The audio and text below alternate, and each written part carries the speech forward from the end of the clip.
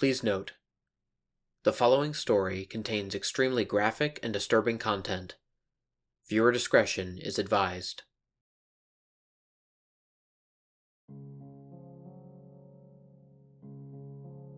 Valentine's Day, 1998. I remember that day when I asked you to be my Valentine.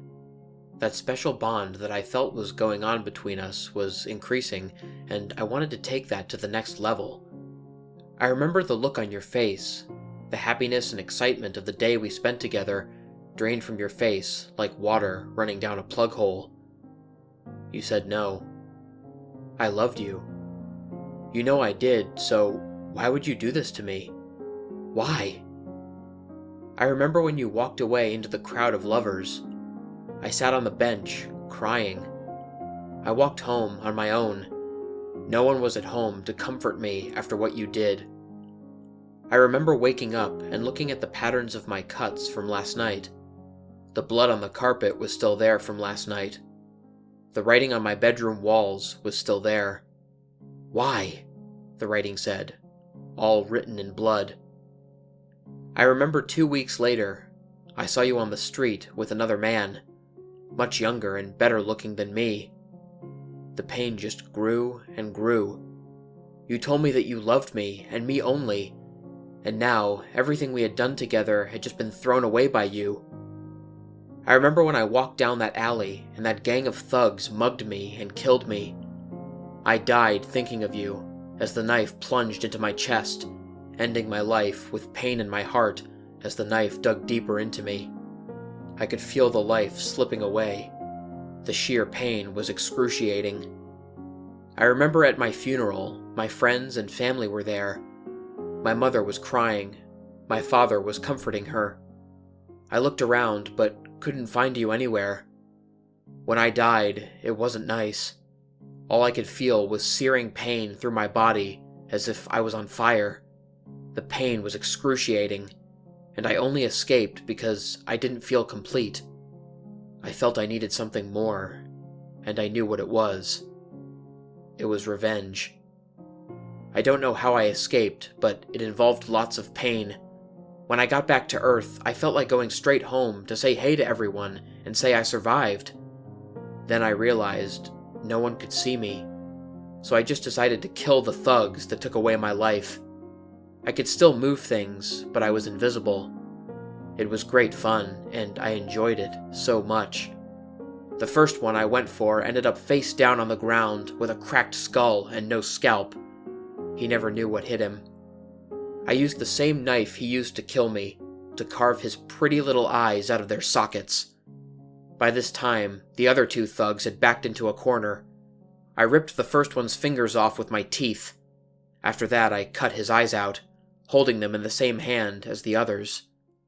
I knew what I was going to use them for. I was going to make a necklace for you. With the second shuddering in pain on the floor, and the third in tears, I felt the rush and became even more violent. I cracked his jaw with the first uppercut, and dislodged his head from his body with the second, and as with the others, I cut his eyes out with the same knife, and kept the eyes and knife for later use. I knew where I had to go next. I was going to his house, the one who took you from me. I was going to be less forgiving to him. When I first saw him, he knew something was wrong. He could sense me getting closer. I knocked him out with a single punch to the neck, taking out his airway and suffocating him till he collapsed. After that, I surgically cut a hole in his throat so he could breathe. I wanted this to last for as long as possible. He choked up blood and started to wake. On the verge of death, it appeared he could see me. He knew who I was. But you were dead, he stuttered. He was so wrong. I cut his eyes out with him still screaming, then plunged the knife deep into his stomach, watching his intestines pour out onto the cold carpet floor. At least I think it was cold. It was too drenched in blood for me to tell. I felt better after this, but still not complete. I was still missing something. It was you. I needed you. I would never be complete without you. so I set off for your house, whistling to myself along the way. I was happy for some reason. I knew nothing could stop me now as I drew closer. I felt happier and happier. You were surprised to see me. You cried, and I told you not to. You wouldn't stop, and I tied you up. I got angry. I shouted. I cut you. I put the necklace I made for you on, and you just screamed louder. I plunged the murder weapon that was used on me into your eye, and from then on, we were tied together in a permanent bond. No one would separate us. I was happy now. I could finally rest.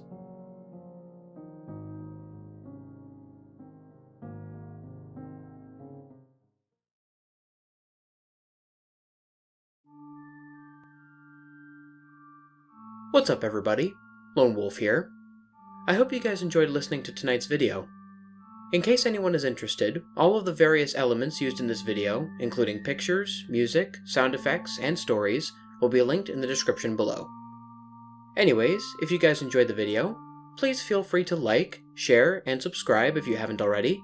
Also, click the bell for notifications so you don't miss a new video.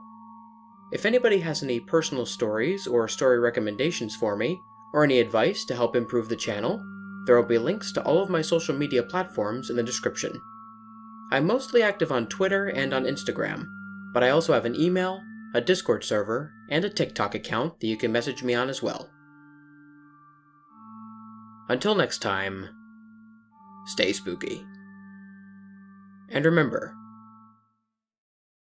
the hunt begins when the moon is full.